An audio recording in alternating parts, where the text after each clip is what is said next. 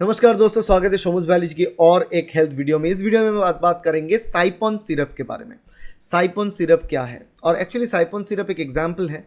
इस कैटेगरी में बहुत सारे सिरप और मेडिकेशंस आते हैं जिसको हम बोलते हैं एपेटाइट स्टिमुलेंट। तो साइपॉन सिरप क्यों दिया जाता है?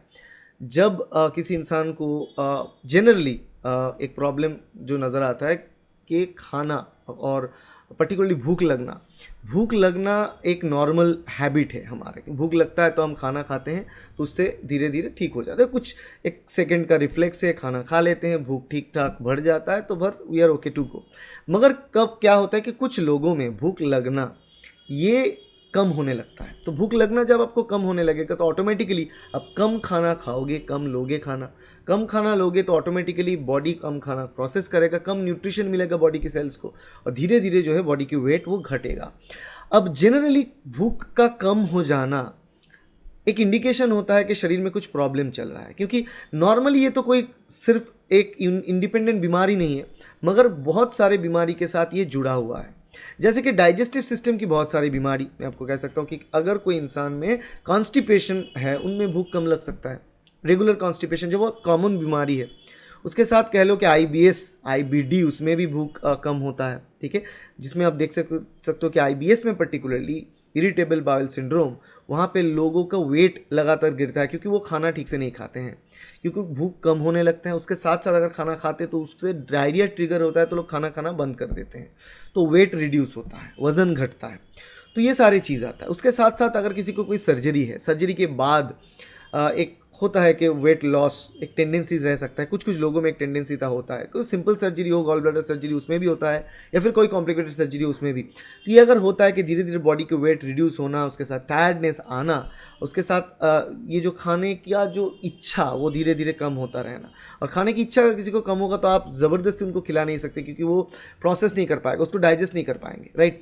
तो इसी के कारण एक मेडिसिन चाहिए था जो ये खाने की जो भूख जो है उसको ठीक से बरकरार रखें, और सिर्फ बरकरार ही नहीं रखें, नॉर्मल जो भूख होना चाहिए उससे भी ज़्यादा भूख रहा है। क्योंकि ये सारे के सारे ये भूख लगना ये भी एक एक्शन है जो ब्रेन से कंट्रोल किया गया होता है। तो जब स्टोमक एम्प्टी रहता है तो ब्रेन से निकला हुआ कुछ केमिकल फैक्टर्स जो वो इंटरेक्ट करता है और हमें बताता है कि भाई स्टोमक एम्प्टी है, खाली है, तो हमको भूख लगता है। तो वो जो भूख लगने का जो फीलिंग है वो कंट्रोल होता है ब्रेन से। अब भूख लगने का फीलिंग को कंट्रोल कौन करते हैं? कुछ केमिकल मैसेंजर्स, सिग्नल। तो केमिकल वो जो मैसेंजर्स जो है उसको अगर हम बढ़ा दें तो वो भूख लगने का ये जो प्रोसेस है उसको बढ़ा देगा। तो नेचुरली क्या होगा, कोई बाहर से कुछ नहीं कर रहे हैं, बॉडी के अंदर का ही सिस्टम को हम ज़्यादा मात्रा में फाइन ट्यून कर रहे हैं, ताकि एक बंदा जो दिन में मानो कि पूरा 24 घंटे में 3 बार खाना खाते थे, वो अभी 5 बार या 6 बार खा रहे हैं, वो 8 बार खा रहे हैं, अलग अलग मील प्लान से खा रहे हैं। तो इससे क्या होगा, ज़्यादा मात्रा में खाना आएगा, और जिनका वज़न घट रहा था वो अगर ज़्यादा खाएंगे तो ऑटोमेटिकली कैलोरी इंटेक ज़्यादा होगा, तो वज़न बढ़ेगा धीरे धीरे। क्योंकि बॉडी का जो एनर्जी नीड है वो एनर्जी नीड को हमें बढ़ाना होगा। ठीक है, जो बॉडी की एनर्जी नीड अगर बढ़ेगा तो ऑटोमेटिकली भूख ज़्यादा लगेगा, भूख ज़्यादा लगेगा तो ज़्यादा खाना होगा, तो ज़्यादा खाना होगा तो ऑटोमेटिकली वज़न जो है बढ़ेगा।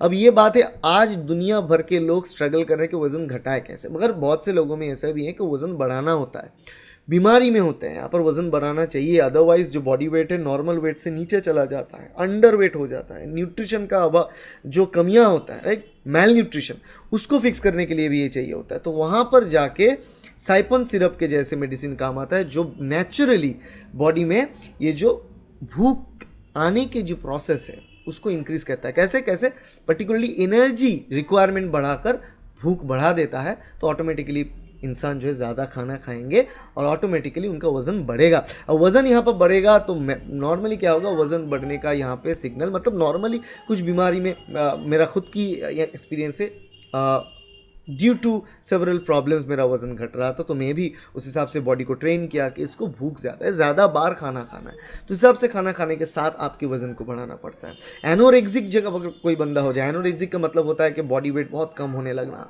नॉर्मल बॉडी वेट से नीचे चला जाना, तो यहाँ पर एनोरेक्सिक और एनोरेक्सिया को ट्रीटमेंट करने के लिए वो ज़्यादा मात्रा में आपको खाना चाहिए, भूख बढ़ाना है। तो यहाँ पर ये भूख बढ़ाने वाली मेडिकेशन साइपॉन सिरप, इसको आप डोजेज के तौर पे यूज़ करें, जैसे डोजेज बोला गया वैसे आप यूज़ करें।